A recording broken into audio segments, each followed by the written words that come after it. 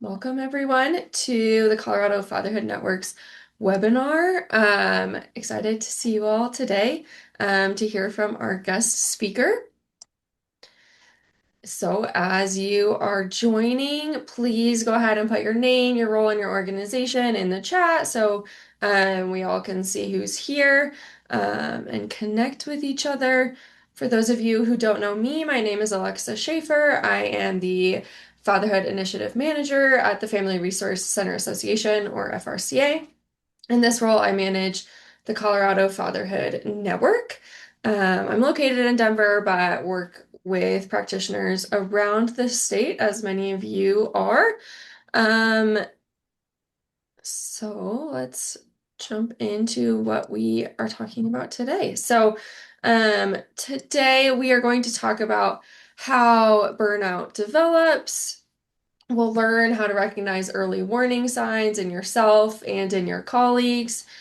And we hope that you'll leave with some practical evidence-informed strategies that can be used during active burnout and recovery.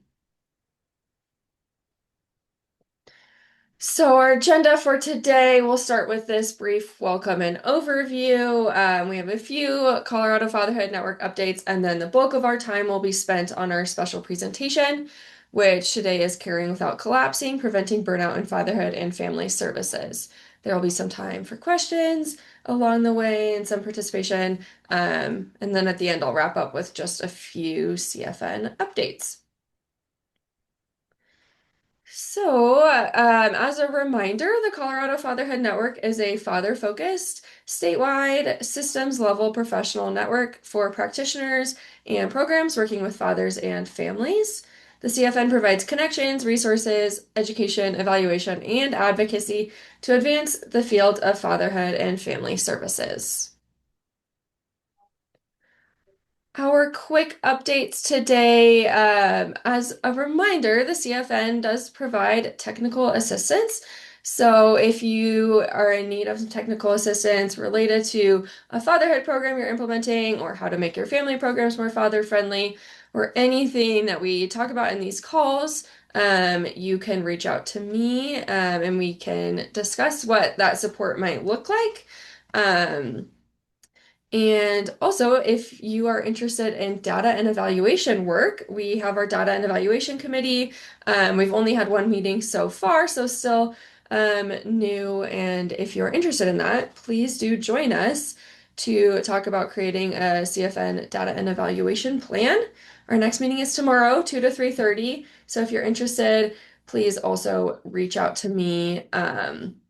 And I think Christian can put my email in the chat, or it'll be in there later also. So reach out to me if you're interested in either of those opportunities. We would love to support you and also have you participate in the network in a greater way. But those are my quick updates. And with that, I'm going to pass it on to our speaker today, Brandon Dunn. Brandon is a board certified psychiatric mental health nurse practitioner with a background in emergency ICU and military medicine. He's a veteran of the Iraq and Afghanistan wars, and in that he combines clinical precision with compassion for those facing trauma and complex mental health needs. His care is grounded in understanding, service, and respect for every client's story. And we're really excited to have him here to talk to us. So, Brandon, you can take it away. Awesome. Thank you for the introduction. Thank you everybody for coming today. And I know some people will be filtering in and I know how these go, kind of getting logged in, but thank you for being here. I'm looking at the chat as many of you put in there. I'm seeing Prowers County. I'm seeing Larimer County, Montrose. I spent a lot of time in Montrose. I worked at the county hospital out there for a while.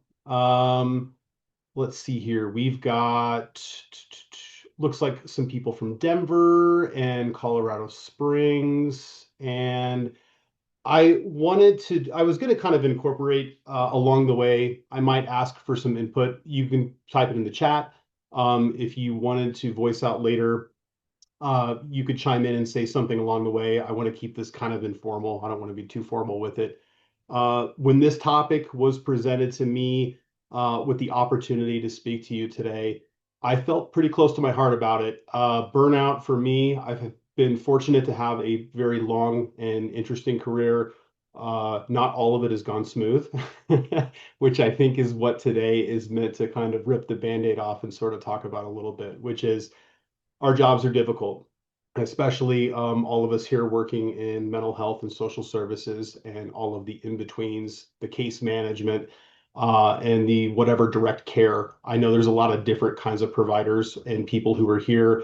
Some are formally licensed, some are not. Doesn't make a difference. The job is still really hard. And we all come together as a team to try and make the objective and the care for the patient happen. Sometimes some of us we're in a hospital, sometimes we're in a clinic, sometimes we're coming from an office building doing something more administrative, but to bring the whole mission together. And it is a lot of work to do that. And I think today I kind of wanted to go over a lot of the mentalities that I know all of us feel and go through that lead to burnout.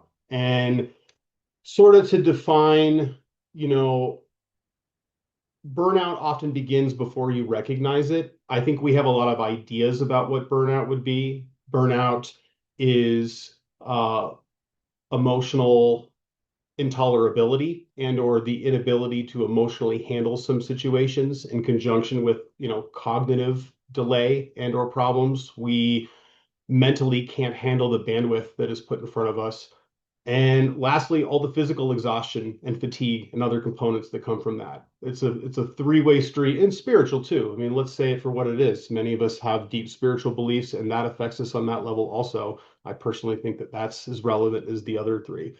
Um, when we get into a spot with our careers and we don't feel like we're making headway or we don't see change that is happening right in front of our eyes, and we're not able to have a metric to gauge, like, okay, well, how much am I getting done, and when do I see the positive gains, or the bad things happen, or the bad outcomes happen, or we just simply feel like we're drowning and the workload never gets better. And we have that negative self-talk. We kind of have that negative perspective that this is not necessarily going to get better anytime soon. And once we get into that spot, that's where I think that fatigue builds into compassion fatigue, and that compassion fatigue over too long of a period of time in your career, it will wear you out. And that comes back to why I wanted to speak today, because I've walked through a lot of these roles. I think I'll start here. Many of us, either whether we're still in our 20s or not, I'm 43. I was bright-eyed and bushy-tailed when I was in my 20s, wanted to save the world and be the hero or whatever that looked like at that time. And I had been in the military as a medic and been overseas and got to kind of earn my spurs and learn a lot of education, procedures knowledge, and take that into the civilian side. And as my role continued, even as an EMT, I can remember I noticed people would talk to me about burnout all the time. Hey, don't work too long. Don't not go to the gym. Don't not, careful what you eat and how your diet is. All these things are going to affect you in the long run for burnout. But they've really been saying this for at least 25 years. I can remember being brand new baby EMT and medic to the mental health and medical world. It was right around 2005, 2006. It started getting talked about, don't burn out. Do these self-care things, do those self-care things. And we've all been around long enough to hear what these are. And I think there was this facade that if you just go to the gym more, or if you eat less carbohydrates and less sugar, and you get a little more sleep, then you're going to suddenly have this big positive gain in your work life and your happiness factor and how you see yourself and your role for your job. Now, those are all good things. And as a nurse practitioner, I'm telling you, yes, do all those things. Take care of yourself and implement those good habits. But it really takes some introspective self-analysis that's deeper than that. And I believe from my own personal experience and a bunch of colleagues that I've dealt with all throughout my career, especially lately, there are some little things that happen along the way that are very insidious. We will be doing all the right stuff, we'll be following all the rules, and gee, I still don't feel quite right. And I guess my question to you guys right now, do you have anyone, either yourself or anyone you know, that is just directly burned out? Can anyone write in the chat and kind of tell me if that is something relevant you've heard about in your organization where you're really concerned about somebody? I'll kind of wait for a response. I'll see if anybody chimes in. Um, and as we're kind of waiting for any responses, I have had people come up to me and say, "Hey, we feel that you really need to take a break. You had a hard client this week who I had somebody pass away from a drug overdose just a few months ago. I told myself, you know what? I need to take a day off after this one. That is one of those times where I know we've all had maybe a client comes at you very negatively, or they tell you that you or the organization have let you down. And all of us who want to help somebody, we want to work in this career field. Having someone tell you that you've let somebody down, you failed them in some capacity, that's absolutely painstaking. And I think that we need to be able to understand some key things like it's not personal to us. We need to know that we do the best we can, and that because our hearts are in the right place to be in this career field for the first place, in the first place, it is important that we not see that all of our actions are absolute all the time. You do the best that you can, and you know that you're always going to fall short because we're human. And these situations, these variables in these situations are too many for us to try and conquer all of them and get ahead of everything. I am going to pop over to a PowerPoint presentation. And so let me get this going here. I'm going to share my other screen.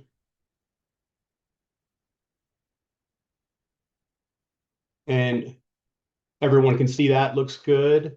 And this is just our main title page I have Hey, here. Brandon, we're not Yes. seeing your screen. Oh, you're not. Let me do this again. Let me see if I can do it. Sorry, guys. How about now? Looks good. Okay, great. Um,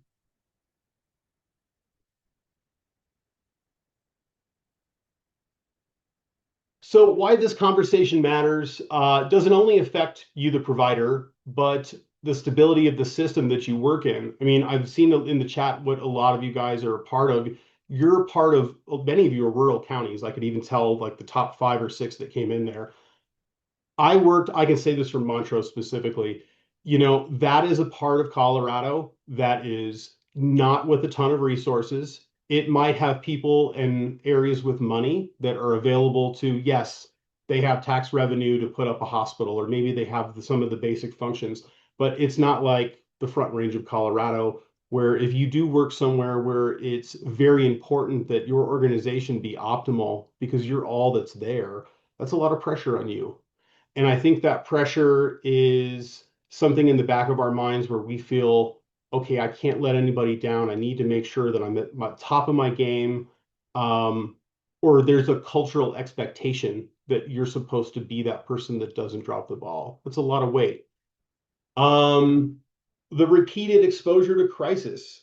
Um, there's a new diagnosis coming out in, I guarantee you, in the next 5 years, whenever the next DSM, the diagnostic psychiatric manual comes out, which gives criteria for every diagnosis. Why you have obsessive compulsive disorder, why do you have this form of depression? There is criteria that is mapped out from the DSM.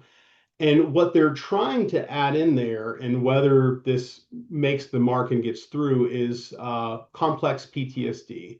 And we're finding that long-term exposure to crisis situations, high stress situations that affect your sleep, affect your metabolism, affect any level of anxiety within you, your thought process, the fatigue of your thought process. These are essentially your PTSD symptoms. You do this long enough and hard enough and don't take a break and don't have some ability to better self-manage or at least recognize what's going on. If we've ever known somebody, and I can say this, I used to work with an ER nurse. We'll call her Pam. Her name wasn't Pam, but she was had been a nurse since I swear the beginning of time. I think since 1968, and she had been one of the old white dress nurses who worked in the mental wards and did all the ER work in the downtown and all kinds of stuff. I think she even rode on an ambulance back before they even had paramedics. Like that's how long this person had been around. And she had that 30-yard stare in her eyes where you would talk to her. And I believe some days she just was not there because she'd really cooked herself in the amount of stuff that she had seen and been through. Now we kind of joked about it back then and had a giggle, but really looking at it now, that didn't need to happen. She didn't need to put herself through that. Some of that was the culture wasn't really up to speed for a really, really long time to ever recognize any of this. Well, we know better now. We are talking about it, or just like we are today. That's why this seminar is here. We don't want providers of any nature or any location to just go through some status and you to be on autopilot so long that you find yourself at a brick wall, like I can't function anymore. And now I've hit, and this is not getting any better.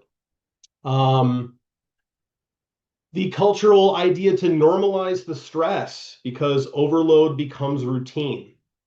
Who does not know what that's like? You have a pile of work on your desk. You have a million emails and phone calls. You have to get them all correct. You need to make that happen. This is not the norm. It doesn't need to be the norm. We need to find boundary control for us to be able to speak up to ourselves first and foremost, and then implement that to the people around us. Real talk, just a few weeks ago, I moved my schedule where I am not staying later into the evening and missing any time with my kids. That's a stressor for me. My wife and I had a conversation about it. We said, you know what? This is a quality of life move. I'm going to establish a boundary. And it wasn't with my coworkers or my patients that I had to fight this with. It was with me. I was the biggest absolute offender. And why am I staying till 6 p.m., 7 p.m. sometimes?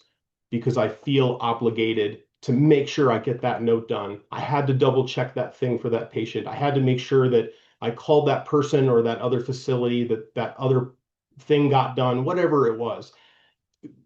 We fall into that line of perfection. We want to perform really well. We don't want to let our colleagues down. We don't want to look bad in our own minds, which is something that I want you all to be thinking about while we're talking today too.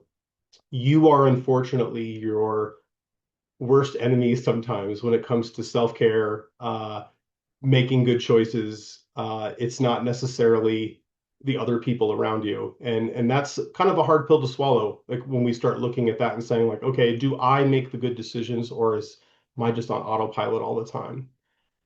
We need you sustainable or these organizations are not going to make it.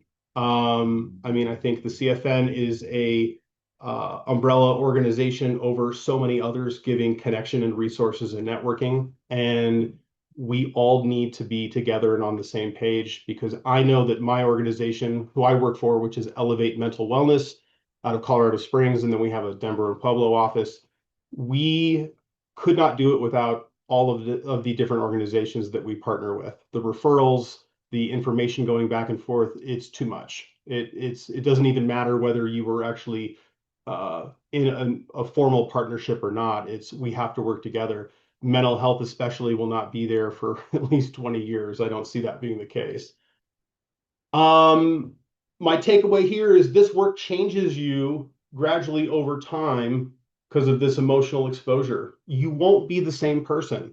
So if you're in this job and you're concerned, like, boy, I don't want to change who I am because of the type of work I'm getting into, I want to tell you that it will change you, but it doesn't have to change you in a way that's negative, and it doesn't have to change you in a way where you don't have control over yourself and your thoughts and your emotions and how you display a culture within your organization too.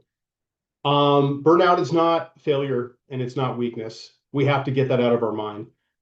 Just like men had to get over crying back in the 1990s or whenever I can remember being a kid and it was like suddenly like, oh, you can cry if you're a man, or like even though other men were like, well, don't cry too much. But this is one of those social faux pas, like we got to let that one go. It's not weakness, it's not failure. You are only human, and you need to make sure that you treat yourself like a human. Um, because you're compassionate, you are the most vulnerable. And it doesn't matter that you're able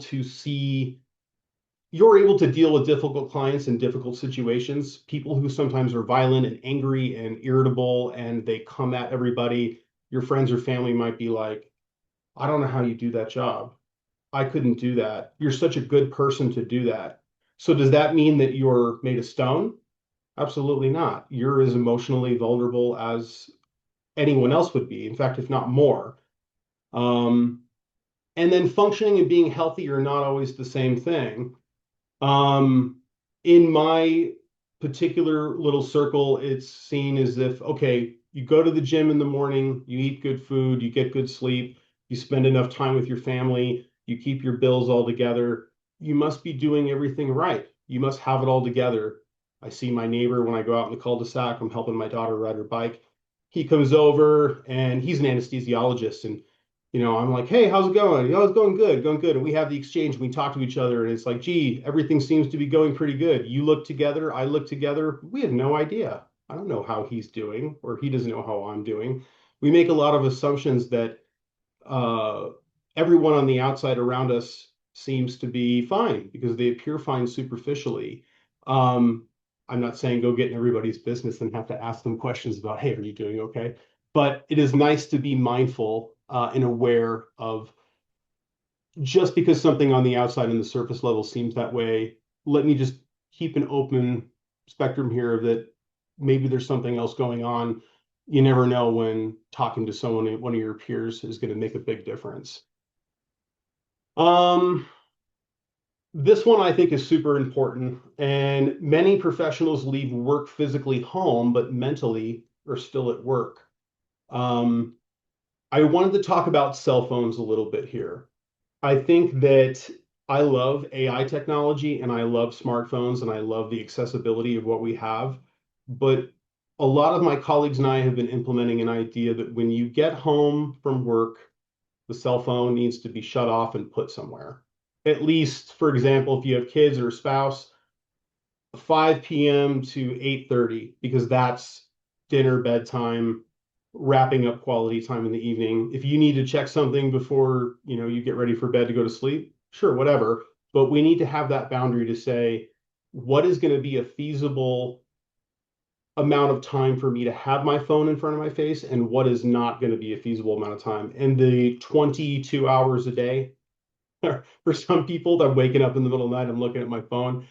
So many of us do that, and that is kind of going back to that chronic stress.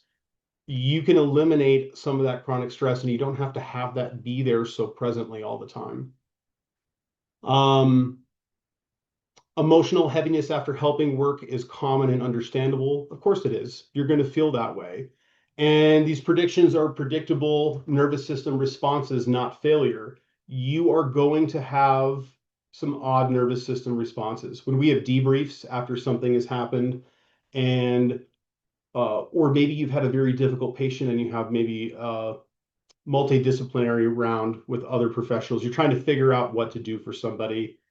It would be not unusual for you to have anxiety about this, or maybe you have a bad dream, or maybe you have whatever it is that comes about from this. That's normal.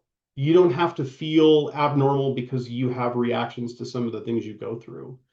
Um, it is perfectly acceptable. And again, we have to kind of get past this culture faux pas that um, oh, you just need to deal with it.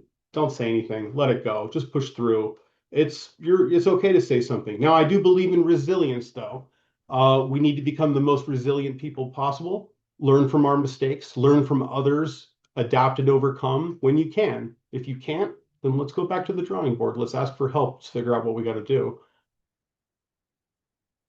And this is a really relevant slide here. The burnout doesn't happen fast. It's gonna happen slow. You are gonna feel it over time. Some of you, I'm sure, have caseloads. My caseload is gonna be seemingly smaller than other people's, perhaps because I have to, go through all the notes and the labs and the history, and it's therapy plus medication. And, so for me, 200 clients is pretty big. Uh, I maybe go 225 to the most. I know some of you out there might manage hundreds and hundreds and hundreds more maybe even thousands. I know some case management I've heard of have enormous amounts of patients. That is intimidating. It's a lot of people to manage. I don't know if we ever get taught in high school or anywhere else, hey, you're going to have an enormous amount of people on a roster and you need to be aware of what all of them are doing so that whenever email or phone call or something comes in, or when you visit with all of them, you're 100% on top of everything that's going on and don't miss anything, because that is kind of the expectation, though, that we are always pushed to be the best and be these perfectionists. Um, the baseline exhaustion is something that we get used to. And, you can do 3 to 5 years in any level of career field before you really begin to feel it and you say to yourself, I need to make a change. When I was working as a COVID nurse, I did COVID from backstory here. I was starting travel nursing because Colorado Springs got a little expensive, and my wife and I wanted to get ahead of our mortgage. And I was going to go work in Kansas. And I was going to go work in a place called Liberal, Kansas, which is a dairy and meatpacking town. And it's a quaint little corner of Kansas, very quiet. It was going to be, I was going to work in school my days off, and then I would be travel nursing there, and then I would get to come home for 3 days every week. I drive back and forth. And it was February of 2020, and I heard on the news, I'm like, oh, gee, there's a virus outbreak in China. What's going on here? So we were watching, and then, as you all know, a month later, the country was getting shut down, and it was going to be a full force issue. Um, I did that nursing in ICU and ER setting for about 2.5 years. Financially, it was very advantageous. I also did like the idea that I was well trained to do that particular kind of nursing. So there wasn't a lot of people to do it. So I was like, okay, let's step up and do it. So it was sort of two birds with one stone. It was made sense. Why not go that route? But from every social worker, admin, nurse, doctor, whoever I saw working during that time period, you could tell that they were absolutely checked out.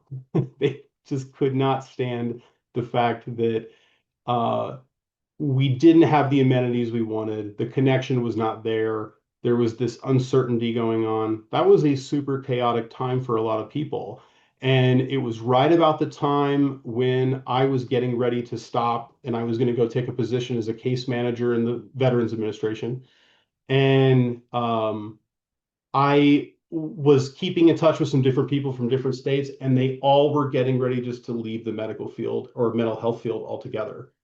One was an admin social work manager for a hospital that I knew very well, and I knew another charge nurse in another state. They both just said, I'm quitting. I was like, what do you mean you're quitting? You've worked this job for 10 to 20 years, each of them. I said, why? What do you mean you're just going to stop? One of them was like, I'm going to go be a school teacher. And the other one said they're going to go and work at a nursery and like be in sales, like nursery, like for plants. They want to be outside. They don't want to be inside anymore. They ruined it for themselves. They can't do that job anymore. They hit a brick wall, and it was finally just not worth being in that setting. And we have to speak up before we get to that spot. Um, what might you recognize? Chronic insomnia, you're not sleeping well, weight gain or weight loss fluctuations that are weird and irregular. And you'll know if you put on a lot of weight or lose a lot of weight, something's going on there. Your metabolism doesn't lie. I always tell you guys, get annual labs. Take care of yourself and get labs, because this is something that can guide you to if you're not feeling good about something related to work and burnout and how you're feeling, don't let a vitamin B deficiency be the thing that you never catch for 1 to 2 years. And finally, you're like, gosh, if I had only known that, or it was an iron deficiency, or why am I so fatigued? Go do that stuff. It's the best $70 you can spend in 1 year. And it's peace of mind to know. And there's some other stuff you should probably be checking up on anyways. Um, the emotional demand is unrelenting. Helping professionals involve constant interpersonal responsibility and crisis exposure. Some of you are in management positions, and you're being the rock for your employees, your subordinates who are underneath you. many who you care about a lot, and they come with you and they want to know, hey, I have this problem, I have this thing going on. Do you think you can give me advice? Or can I have an exception? Or I need time off, or I need all of these different things. And you're trying to manage, okay, am I doing the right thing for them? Or should I talk with them? Or should I ask and get them help? Should I have them listen to this kind of seminar? What is going to be the best thing?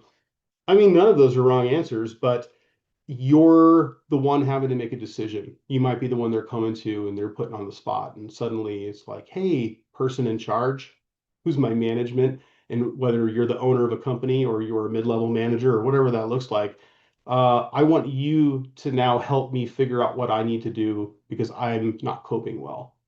And I think that we need to be able, I do believe in psychiatric or mental health care. I think everyone should go get evaluated and be able to talk with someone to express their feelings and know what's going on. Start there. Um, I know go grab a therapist, right? That's the thing that was really big about 10, 15 years ago. Everybody needed to go have a therapist. And that's good. Everybody should have a therapist at some point, even if it's like your priest or it's your parent or whoever, that's great. You got to talk to somebody. But we do need to get evaluated and have somebody kind of have a third person, or excuse me, an objective outside opinion person look into our lives and see, okay, where are you? How many hours a week are you working? How do you manage your time when you're at work? Do you allow yourself to be accessible to all these different people all the time? Are you doing too much at the same time? Uh, Less is more often for a lot of different things. And we seldom can say, I had a patient the other day who is going through DBT therapy, which is a fairly intense therapy, and he is dealing with a very, very tough condition he's trying to get through. And he was trying to do three or four things at the same time, thinking that if he could do more therapy, if he could fit more things in, that was going to be more beneficial. And I had to remind him, I said, I appreciate your effort and the merit you're putting into this, but you're losing your eyes not on the ball for the exact most important thing you need to do first here right in front of you. Let's not get too misconstrued with all these other topics. Focus on what you got to do right in front of you. Sometimes we are trying to bounce around too much in our day from one thing to the other. And I have learned in my job, especially now, get one thing dialed in on, finish that, complete it, move it off your plate, and move on to the next thing so that we're not trying to be everywhere frantically all at once. We got to tell our coworkers or got to tell our patients and clients, hey, I need you to be here for a second while I can finish this, and then I'm going to get to the next thing. You can establish your needs and you can establish some of those boundaries. That's okay. You don't have to apologize for that. In fact, that's going to make you more efficient and more available in the long run. Um, does anybody have any questions about anything? Anybody want to chime in and say anything? If you can, just go ahead and speak up. It's fine at any point.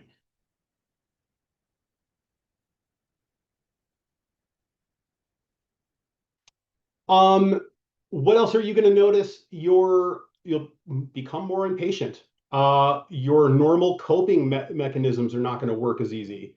The walk you took at work for lunch to go and I'm going to clear my mind. I'm going to allow myself a little bit of space, which I like that. I'm not downing that at all. Do that. But that's not working anymore. Okay. And I have my special tea I drink in the morning, and I have this, magnesium I take at night to go to bed, or whatever the thing is. All this stuff is not working. I'm not feeling okay. We kind of need to get the microscope out and start looking at, okay, what am I taking on in my life that's there? Um, I also want to bring up the point that this conversation has been focused a lot around work, but let's not discount home or whatever our personal life is. Some of you may be crack shot at your job, zero problems, nothing's going on that's an issue at work, but at home, we have a marriage or a personal life situation that is very difficult. I have a colleague, for example, who takes care of their mother who has Alzheimer's. You all can understand how that would be obviously high stress and high fatigue. But at work, they're always 100% dialed in, but they confided in me a long time ago, I'm a mess when I go home.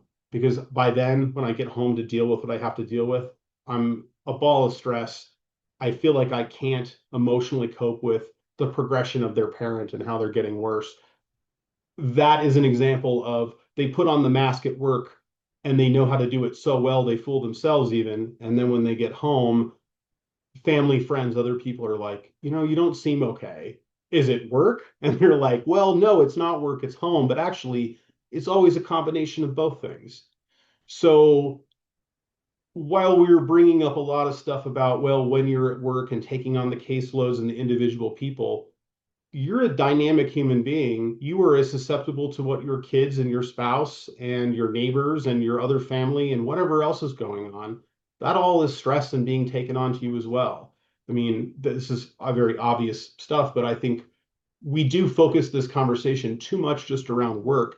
We need to be holistic and mindful about what's going on in our whole life. Can we establish these boundaries? Can we identify these things, make small, meaningful interventional changes at a time that stick as we go along? Um, we don't want to be late in the game to recognize this. The later you are, the less control you have. Absolutely. The momentum effect is something I wanted to talk about, highlighting the psychological need for continuous progress with visible impact. So I think that there's a lot of organizations that will provide resources and counseling and maybe financial need, and that processing is going on. And those orders never stop coming in. They are just infinitely high. People always need. There's never enough emails you could answer. There's never enough phone calls or text messages or what have you could answer. If you are in an environment like that, can you necessarily walk away from your job and say, I don't want to deal with this kind of workload? This is too much. Well, we all don't have that choice, and that also is what we were trying to avoid in the first place. But we need to find ways, again, to recognize that the perception of forward momentum, I'm making progress, I'm seeing a light at the end of the tunnel, I'm seeing positive change, is a really big motivator for how we keep going. So if you can tweak your situation or change your lifestyle situation around where you're able to notice that more, that will be very important. I can say divide up your time and have like email returns only in one segment. It's private. You're as efficient as you can be. You can get that done and you're not berated by other distractions so that when you come back to your email box or you come back to whatever message portal or thing that you're going to work through, you aren't just seeing a bunch of undone, unperformed tasks. You feel like you've actually accomplished and knocked some things off off your palette. It's not just waiting for you there. That is so psychologically important. I cannot explain to you. Um, as a nurse practitioner, if I have notes that I've not finished for over a week, that causes me stress. I need to balance my time out. If it means giving myself an extra 45 minutes from some other activity that I normally would try and squeeze in, I'm going to let that go so that I can clear things up. So I'm not mentally just thinking about all of that ongoing work. It really does take up our bandwidth, just like your computer. Your computer has random access memory, your RAM. Well, if you have too many programs open up at the same time, computer's going to run kind of slow. It's not going to do too great. You want to streamline things and you want to make sure you're just using your bandwidth for what is most purposeful at that time. And to think of yourself in that way, you aren't unlimited. You don't have unlimited resources. It's important to say, I need to be able to cut this thing off and add this thing in. Um, Cognitive overwhelming symptoms, and I call this brain power overload. Um, when we have taken on too much at one time, and this is ties into what I just said, we are not able to effectively critically think, which is something we need for our jobs and the roles that we all do. And I think that there are a lot of people who, again, less is more. They don't know how to have that boundary of not taking on too much. Uh, your ability to make decisions, not be indecisive. We never want to be indecisive in anything we do. We want to be able to say, uh, I'm either going to go or not go, or I'm going to take this route, a left or a right, and I'm going to know exactly why I think that's the best decision. Or I'm going to pause or whatever that is, but I've made a decision. But when we reach a point where it's like, I don't know what to do. I feel absolutely overwhelmed. My brain is completely stacked and I have no more capacity to take on any more of this content. We do not want to arrive at that point because once you're there, we're almost in like an emergency mode. We're trying to batten down the hatches and get the ship to stay afloat, and we're not functioning anywhere close to where we need to be. We don't want to be emotionally reactive. We want to be proactive.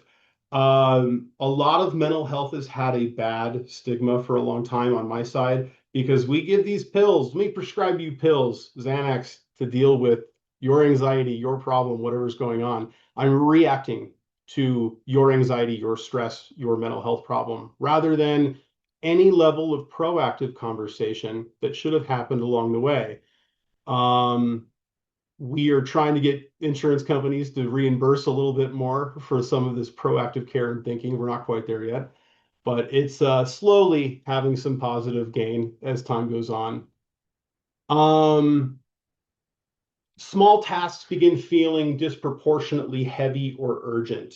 Another sign where I was able to do this without a problem last week or the other week, and this week I feel like I can't even engage. I'm just gonna procrastinate and move over off to the side. Another warning sign. Concentration, decision making, and executive functioning weakening under stress. So you see a direct decline when stress is present. Emotional reactivity often increases as mental exhaustion accumulates. Who have we seen this with? Kids. Kids do this very thing. And, a child's capacity is going to be less than ours. But when we are overwhelmed and when we've burned the candle too much at both ends, we resort to this type of easy emotional reactivity that is not maybe normal for us. We're rather usually more resilient. We're able to respond and act in certain ways and manners, and then all of a sudden, I don't have it all together anymore here, and people are telling me that, or I'm noticing it, or both, and that's not going over very well with me. I don't like that. Pay attention to that. That is very important. Or with one of your colleagues, somebody else that you know.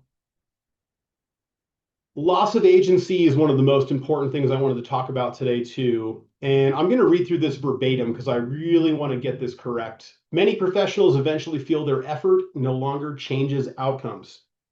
Repeated systemic barriers create helplessness and emotional defeat. People begin reacting to systems instead of feeling influential within them. Loss of control strongly contributes to burnout progression. So, what to say about this? This is basically a moral compass issue. We feel like our role in our organization and our career field, or both, local community, what have you, we don't feel heard. We don't feel that our cause is heard. We don't feel like anyone cares. So why should we care? Why should we care? Well, we need to care. We need to be there. As we established in the first couple minutes, especially where some of you come from, we're it. There's nobody else there. There's nobody else who's going to step up and do the job. There's nobody else who's going to be that version of resource and help to that individual because you might be the only agency around. Um, Whenever loss of agency comes around, I think that this is a hard one. There's no exact answer for. Sometimes the agency or the organization has let you down. It is not as good as it could be. That is super frustrating. But as much as I don't like this cliche saying, be the change in the world you want to see, and also you can make more headway and change from within than you can on the outside. I will admit I worked for the VA for a long time, and that is such a big organization with so much dogma and oversight that is not movable very easily. You can only make small changes locally. You can only make small little wins along the way. And often things will resort back to the way they are. But you can still make changes meaningfully in real time around your bubble. So you can't change what your manager is going to think or what your subordinates are going to think, and you can't change how all your policies will happen or how they're governed, but you can influence those processes to the best of your ability and know that you and other people are still there to do the right job for the right reason, despite the seemingly uh, not engaged morally organization around you. We're oh geez, the insurance companies are always the same way, or some whatever it is. We can kind of break away from that kind of mentality. But loss of agency, that's a hard one. That one really breaks the bank for a lot of people. They're like, I just feel checked out and I can't deal with this anymore. If any of you feel that way, please write in. I'd love to read your comments and kind of see what you have to say about that because I'm willing to bet everybody's had experience there. Um, this was coined under moral injury. There's a couple physicians, Wendy Dean and Simon Talbot, in 2018. They said moral injury develops when providers know what families need but cannot access adequate support. Emotional exhaustion increases when ethical values conflict with system limitations. People feel frustrated, powerless, and emotionally defeated despite caring deeply. This creates a different type of exhaustion than ordinary workload stress because you are not motivated directly. When I was in the military, I was in the Army and in the Air Force, I was in both branches. You have to learn their mission statement, their code. There's values you have to learn. Why do they teach that? Because they want you to believe in the values. They want you to be motivated by the ideology later when you're in the desert or you're in some crummy situation, you're doing some task that is dirty or boring or mundane or you can't stand it because the ideology is going to push you through. You're going to say, well, I do this because I have these values. These values are inherently super important to me. If any of you know ACT therapy, that's a big component of that as well. Um, Values and ideology are a big part of what motivates us. And when we get moral injury from systemic or system problems where they fail us, they fail our clients, fail our patients, we have a hard time getting past that. Um, Simon Sinek, burnout is a systems problem. He was a motivational speaker and author, not a psychologist at all, but I do like his take. He emphasized burnout is an environmental issue, the environment you're in, not simply personal weakness, which is kind of where we said earlier. It's not a matter of you not being strong enough or capable enough. You are a product of your environment. Um, Many helping professionals function inside chronically overloaded systems. A lot of you probably got a job because guess what? They needed you somewhere and they didn't have enough people. They didn't have enough resources. We need to hire people. We need to get people in here to help us make this run status quo or even better than it used to be. Maybe you came into your role, your job, and you're not only dealing with the difficult workload, but you're also trying to improve processes and be a good manager and be all the things that you want to be. Um, that's an environmental issue. Even something more, not saying you shouldn't take the job or you shouldn't do what you're doing, but just be very aware of that you're vulnerable to that stress. Understaffing, limited resources, the constant crisis exposure. Um, Many systems that even appear healthy are unhealthy. And I have worked in enough hospital systems, some great ones, but I've worked in enough hospital systems that were incredibly chaotic for all kinds of reasons. And they will emotionally deplete you very quickly. Small wins. Small wins are one of the key strategies here. And I want you guys to think about, have you had a situation where you weren't going to fix somebody's problem? You're not going to save the whole day, but you were able to knock off or check one little box and put something away for somebody, fix a problem, and establish that it was taken care of. And maybe if everything else didn't work out, you at least got that done. Those small wins are wins. They are worth doing. They're worth tallying up on your internal board in your brain and saying, hey, I might have fallen short for a bunch of different things, but these small wins are what you need to add up. And it's a part of that momentum. I have little things at a time every day. a little thing here, a little thing there. At the end of your week, they add up. We need to look at things that way. You can't hit home runs all the time. Um, they reinforce a sense of effectiveness and purpose, like we were trying to say. They give you that momentum perspective. Um, Manage your expectations too. I think we have a phenomenon where we have a preconceived notion of what we or our organization need to be. And then there's a reality of what we are. And we need to have realistic expectations of what we can do. Some days are going to be better than others. And don't let your own self with any negative self-talk. I just, that wasn't good enough. I wish it was better. I wish I could have done better on this thing or that thing. We got to be careful how we talk to ourselves. It's really, really important. This is a big part of CBT, cognitive-based therapy, and a lot of other therapies for that matter. But the negative self-talk or distorted thought processes are really problematic. We don't want to hop into those situations and not recognize the effect that they have on us. Our thoughts become emotions, our emotions become behaviors, as a part of that original theory. Um, I don't know if that's true 100% all the time, but I do believe in it wholeheartedly that I think there's a big correlation there. Um, Chronic crisis exposure. Um, uh, in EMS, this is the biggest thing. These fire, police, and paramedics, you know, they are exposed to all of these different items so frequently, and they compensate and they deal with it and they tell themselves, I'm different and I don't have to be special versus anyone else, and it's okay. And they don't understand the impact until much later in life. We're finding out now, and this isn't meant to scare anybody, but a lot of Alzheimer's, dementia type effects are extremely prominent with people who don't take care of their long-term chronic stress. It is a highly correlated event. I mean, it's coming out right now.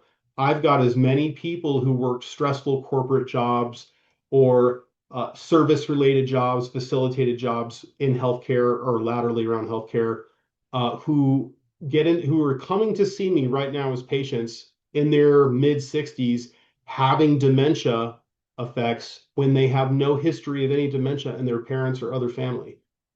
It's pretty alarming that we don't know what that is 100%. I mean, I'm sure some of it's maybe processed food or pollutants. I don't know. Some of it is maybe chronic caffeine use over your lifetime. Who knows? But I bet you it's our lifestyle with how we work, how we manage our stress, and what we chose to take on for 25 to 35 years, whatever your career span is. So, the nervous system still absorbs repeated emotional intensity. Um, and that does not leave us. That leaves an effect on us. The job will change you. The nervous system keeps score. Chronic stress exposure affects the body and nervous system over time. Hypervigilance and emotional fatigue increase under repeated overload. Stress adaptation can create emotional numbing or reduced tolerance. That's our PTSD people. We've all met somebody or at least read a book or seen a movie with somebody with PTSD. And this is a direct example of what happens over time with that chronic stress and why we should not normalize it. Boundary erosion, we already chimed on boundaries quite a bit, but we need to establish them with the captain of the ship, you and your own brain, that little person inside yourself who talks back to you, argues with you, says the negative thing, or maybe says you can or can't do something, depending on how you treat and facilitate that little person in your brain. We got to make boundaries with that person, first and foremost. You're not going to keep or establish any boundaries if you are not able to first tell yourself, this is important. I'm establishing, I have to make this boundary something that I need. And we are uh, brave enough to stand up to ourselves on this. I know that sounds funny, but it's true. We need to be able to say, no, I'm going to not do this thing or do this extra thing because I need this time for me. I need to not be on my phone at 9 o'clock at night for work or something along those lines. It's hard. It's really, really hard. In fact, I don't know anybody here who probably hasn't had to struggle with that on some level. Let me see here. Boundaries protect sustainability rather than reducing compassion. They're going to be better for your patients and your clients because you have boundaries, not because you did establish them. Or because you didn't establish them, excuse me. Identity fusion with helping. Um, how much you tie your whole identity with your job. Uh, I can say that when I was young and I kind of left the service industry, retail, had to kind of get an adult job. Forgive me for saying that because I'm not saying people who work in the service industry are adult job, but I needed to get a job. I wasn't making enough money. I was not existing in these jobs as a young 22-year-old man. So I needed to go and figure out what school and everything was going to look like. Just kind of didn't really have it figured out after high school. So joined the military. And sure, GI Bill, school, resources, wonderful. All that's great. But you put on the uniform and you become, it's a part of your identity. It's a part of who you are. And the uniform, I know I said a literal uniform, but let's just say you work in a role, you still wear a quote unquote uniform of the badge that you work within, your umbrella of your organization, your work that you do. That is directly related to how you will see yourself and how important your job is every day. Um, the rest and recovery kind of gets taken over a little bit and pushed to the side. That helper person inside of you becomes the primary role. It even kind of slips its way into our marriages, slips its way into us as a parent or a friend, and we maybe don't spend as much time with those people. It is an insidious thing. Um, this is not, again, beneficial to the patient or yourself in the long term. It's not a bigger win. We have to have enough self-control and enough courage to stand up and say, no, I can be a helper, I can be compassionate, I can be effective and not be this version right here we described. Again, going back to the boundaries as well. I liked Kristen Neff and her talk about self-compassion. Kristen Neff is a psychologist and researcher out of Austin, Texas. She did a lot of work for professionals, um, patterns of chronic self-neglect while caring for others. This is in literally every career field that she talked about. She focused on emotional resilience and self-compassion. How you speak to yourself is really, really important here. We have to talk well to ourselves. You are your own best friend. You got to be with you the rest of your life. So don't ever think that some little comment, a doubtful, negative, uh, ruminating thought, whether it's late at night or first thing in the morning, challenge those. Don't let those things dictate how you think. Don't allow yourself to fall victim to that trap of that negative self-talk and not being able to speak well about you to yourself. It is super important for that inner dialogue. Many helpers show compassion externally while remaining harsh towards themselves. This is common too. You're your own worst critic, right? You're coming down hard on you, but you're solid gold and peaches and cream to everyone else in every other part of your life. That's awesome. Good for you. You're super compassionate, but you can't treat yourself like that. You got to give yourself grace. You have to have enough grace to know you are a human being and you're not going to be perfect. Again, self-compassion does not mean weakness or avoidance of responsibility.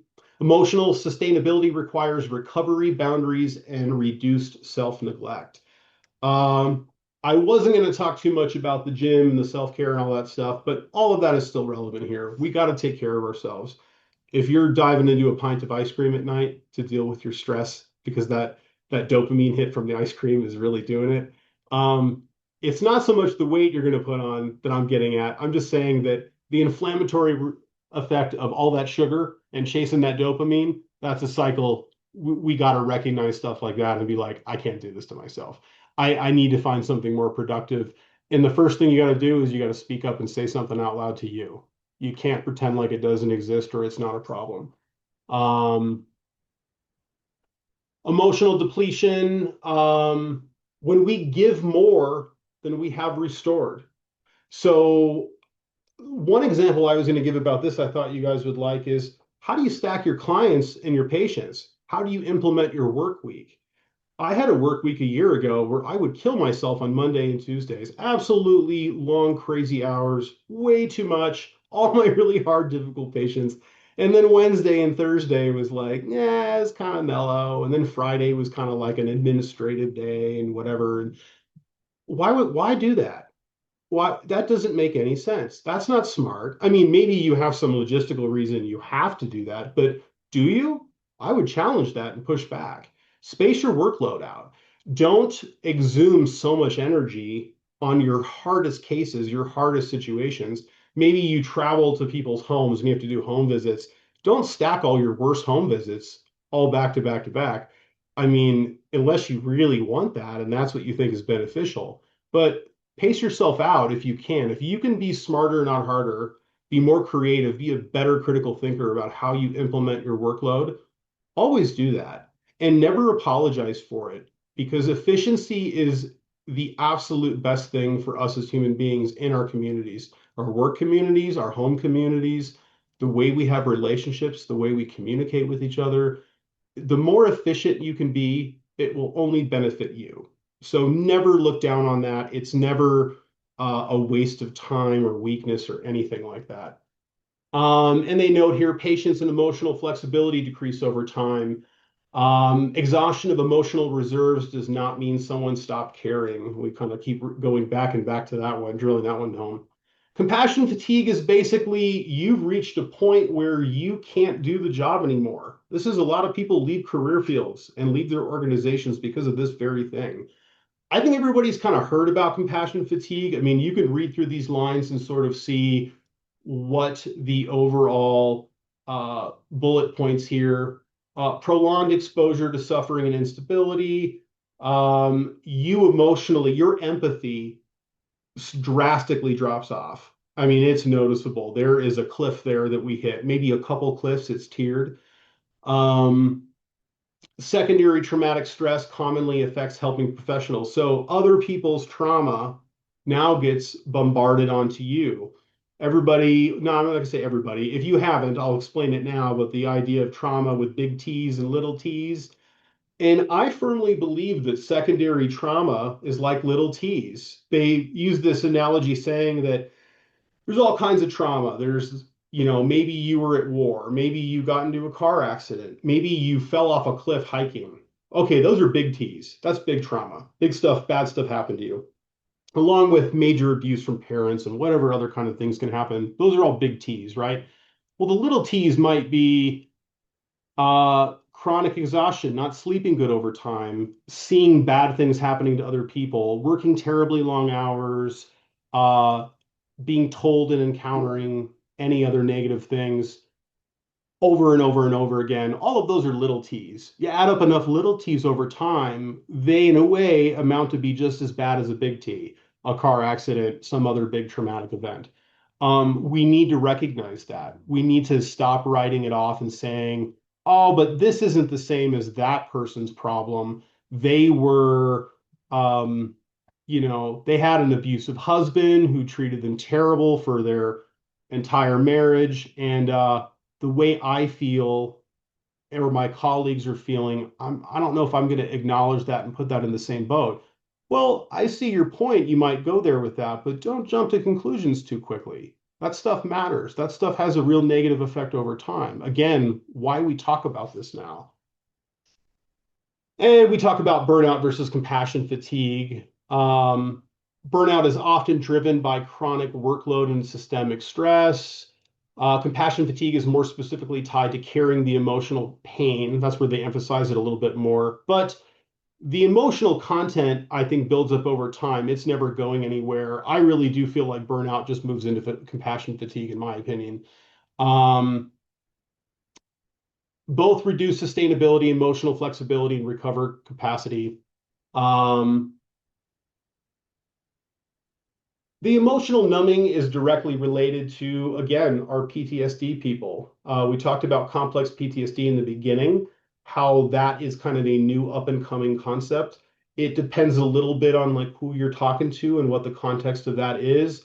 I'm pretty broad with mine. I think I incorporate a lot more stuff into CPTSD than a lot of other people would maybe say, oh, we'll wait to see what things come up with later when they actually put this into the DSM-5. But feeling disconnected from the meaning or the emotional engagement on the one-on-one with the client or with your organization. When I was at the VA, and I love the VA because there's some great people who work there. I really, really do.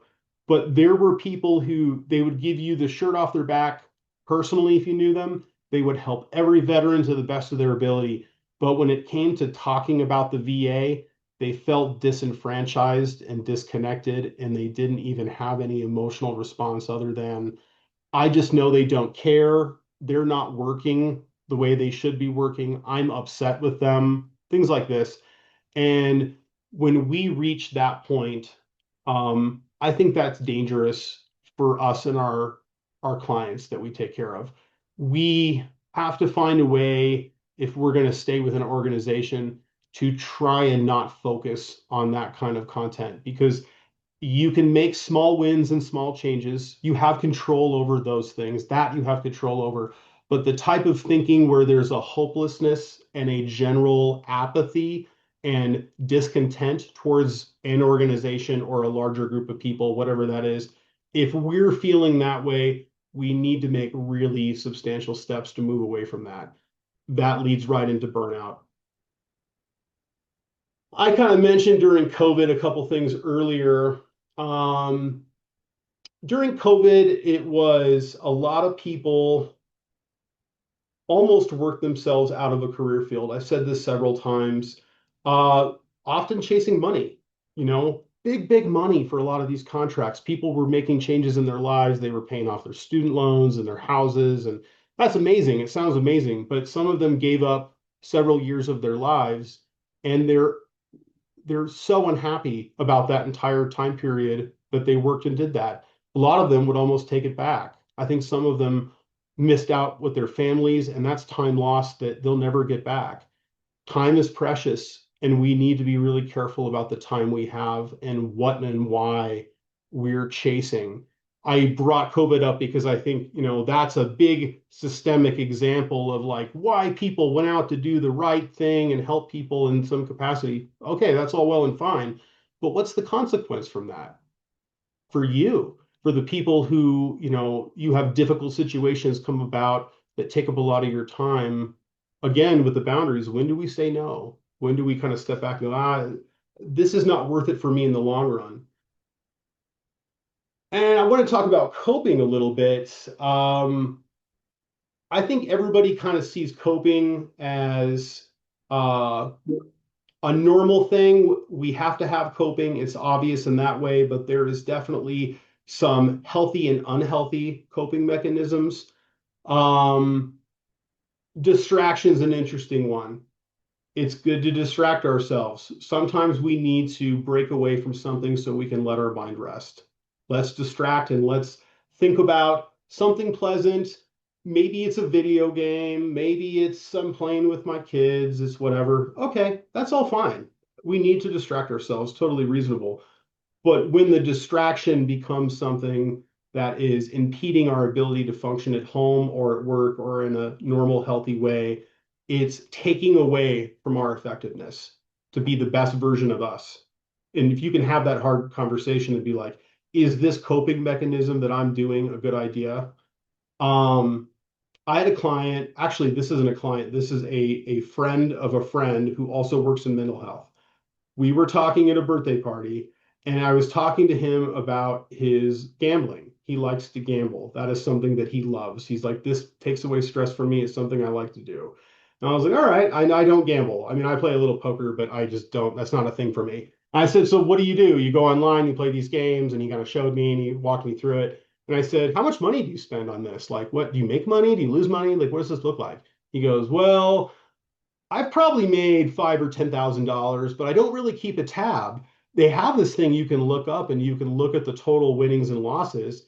I've been playing for 4 years, and I think it was the MGM app, which I don't know that is. Sports betting, whatever. I'm not sure what it is, but it's gambling and all this different stuff. He loves it. He does the NFL teams where you pick your fake NFL team and you play it against someone else's team, and I don't really know how that works, but that's what he does.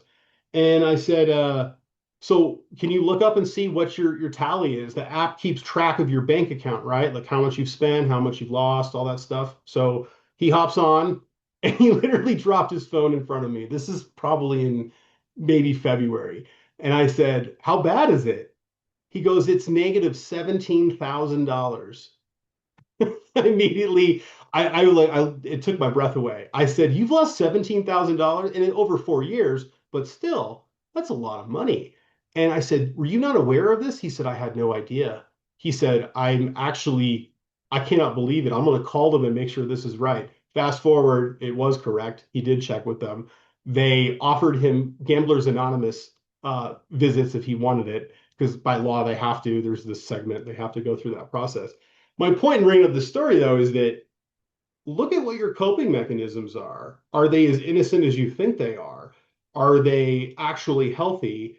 Maybe they're allowing you to get through work, but what else is going on the back end? We kind of need to take a little bit of an introspective look at ourselves and take some deep evaluation and not make assumptions that everything that we just choose to do is healthy. Um, I have a neighbor who, and she's a wonderful person, but she's an ultra marathon runner, and running is her way to relieve stress. But rather than 25 miles being enough, she needs to run 40. And that's amazing. I think that's awesome. I used to be a runner a long time ago. I got an artificial hip now, so those days are done. But she is doing her 40 miles, every week or whatever it is, and that's what she thinks she needs to decompress. Well, lo and behold, there's now terrible chronic injuries. It's affecting her ability to work. She's got chronic pain, specifically sciatic pain. If any of you ever had that, it can get really out of hand. And she can't perform at work very well. I believe she works for a nonprofit, and she's one of their directors. And now she's having to like take painkillers and work from home, and her running is kind of gone by the wayside. There was a conversation well before that where it was, do I am I going too far to compensate for my stress and my anxiety with this thing I love? Because running's not bad, but she took it to a level that obviously caused terrible long-term effects. So maybe some of you have something like that in your life we can look at and have a conversation about. Um, Avoidance behaviors. These are a lot of things. These are funny because these can be symptoms of burnout, but at the same time, they're also some of the causes of burnout. So I wanted to kind of examine these today for both reasons. We need to really identify what these are and try our best to not do them, or to at least understand what is causing us to do these. Um, Procrastination is a really, really big one.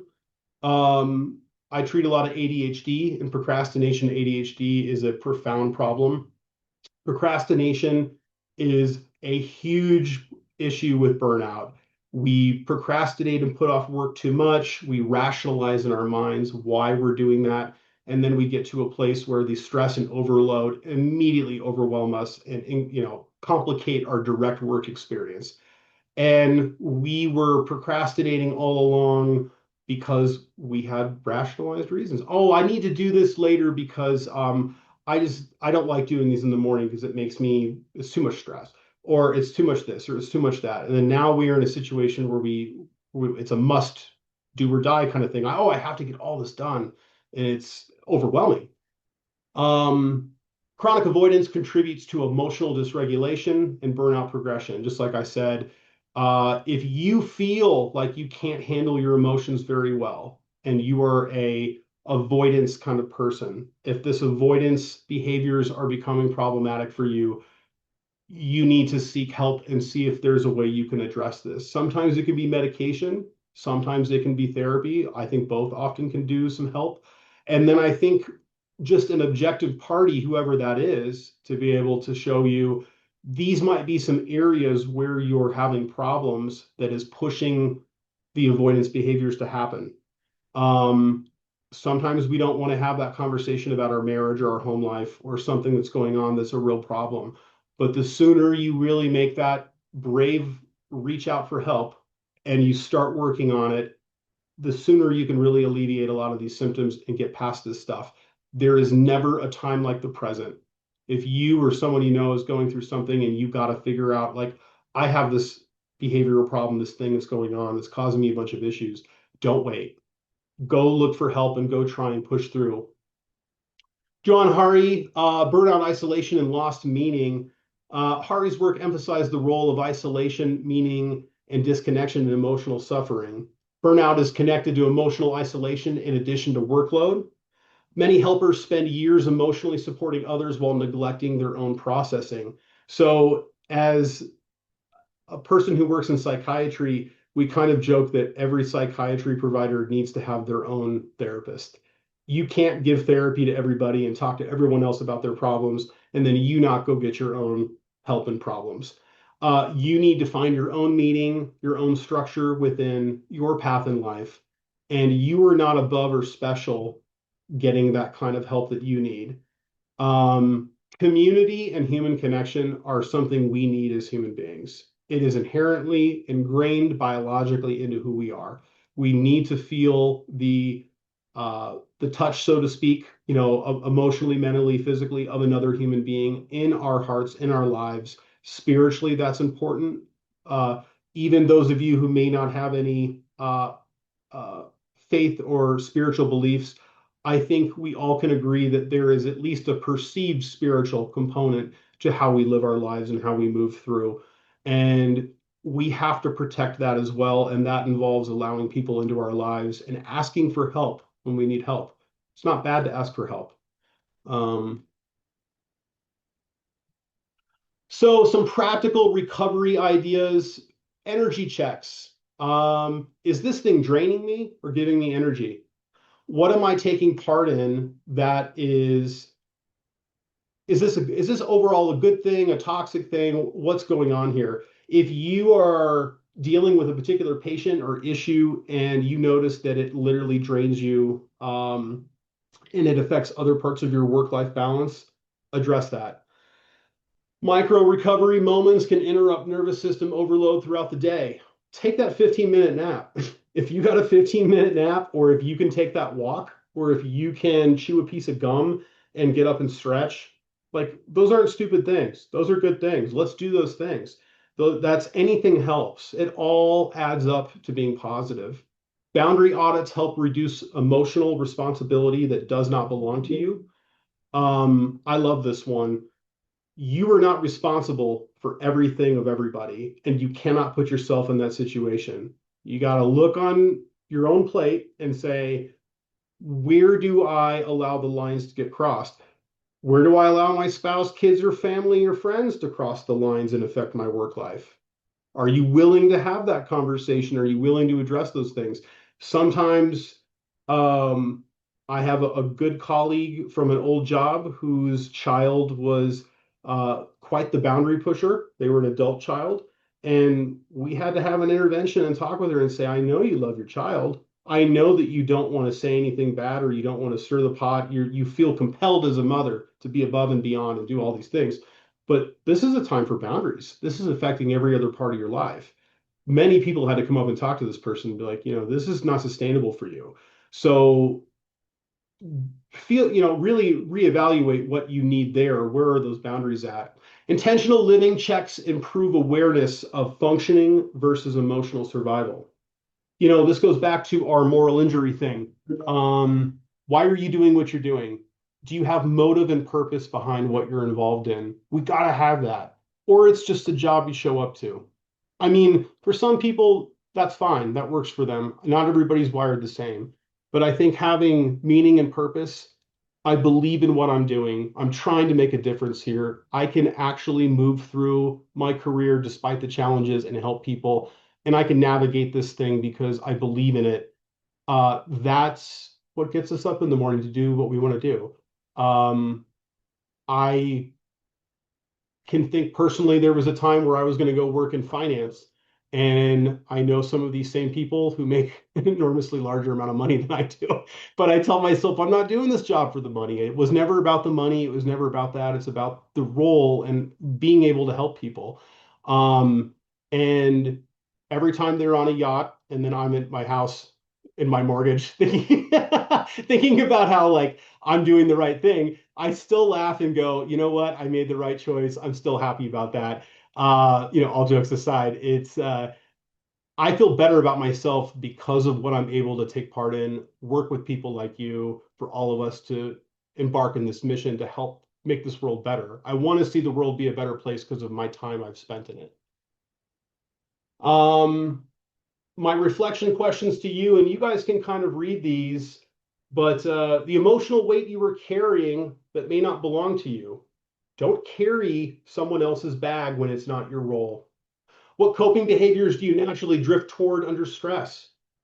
Let's do an audit of those coping behaviors. Let's look and see what they are. There's many of them. There's actually some good lists of positive and negative coping mechanisms. Kind of take a peek at those and see which ones fit into what categories. I didn't want to spend too much time talking about them today. Are those coping strategies restorative or slowly depleting you further? So we already kind of touched on that. Are you functioning intentionally or surviving emotionally on autopilot? Beware the autopilot.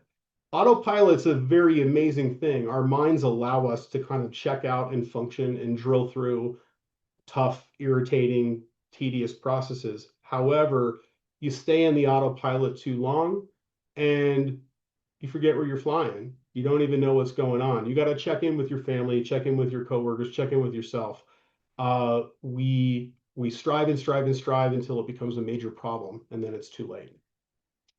The goal is not to care less or become emotionally detached. Sustainable compassion requires recovery, boundaries, and emotional preservation.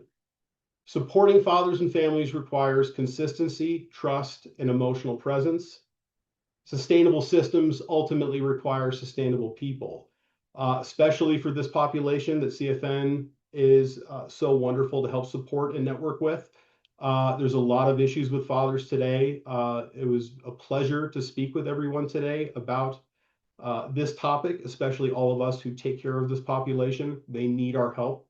There is a nationwide issue with fathers either not having the guidance, not having the resources, needing encouragement, needing defense and counsel, whatever that looks like. We are doing a wonderful service to them, and I hope everyone can continue to feel that way going forward. And let me go ahead and just expand out. I was going to offer any conversation for anybody who wants to ask questions or go through anything. And you're welcome to speak up or type a question. Actually, let me look here too. I've got a couple of these I want to review. Changing jobs in the middle of the year, awful, been there. There can also be a work culture where you don't look busy or overwhelmed, that you're carrying your own weight. Yep. Not being able to access supports that patients need is what gets to me. Of course, recently it's because there are less resources. That's true. Administrations changed. State budget was not properly mandated. Certain politicians, wherever they are, spent more money on one thing versus another. So they want to divvy money into some area versus another. Now we're left with a deficit, and we have to look at our clients and say, I wish I could, but, and there we are. That's a hard call. Loss of agency, we are definitely feeling that from being foster parents, all the things on the list. Boy, have I heard that. My colleague is a foster parent. I know your struggle. I have listened to her, and it is a rough road there. Stay firm and Godspeed there. That's a tough call, but good for you for being a foster parent. Um, I really struggle with blocking out time for reports and documenting. I'll just keep scheduling parents back to back and then stress over not getting the documents done. Work in progress. I totally know this. This is a workflow issue, and what to say about that. I personally have ADHD, and I have battled my entire adult life to become as organized as possible. I've had to bend over backwards to try and be as efficient as possible to make myself one feel validated, which I shouldn't get too caught up in, but also I want to be effective at my job. And it's like, whatever the reason of our deficit or whatever's going on, the feeling that you just described there is that's hard. And if you feel that way for too long, that is really going to weigh into you. Um, I hope some of the things and the examples and ideas I gave can maybe spark some ideas or some interest of how you can tackle that and improve it. Um, I'm all about smarter, not harder. If you can find technology or different paths or cut a corner while still accomplishing the goal and being living within the rules and doing everything correctly, I think that that's something that we need to do. Um, Let me do something real quick here too. I want to do.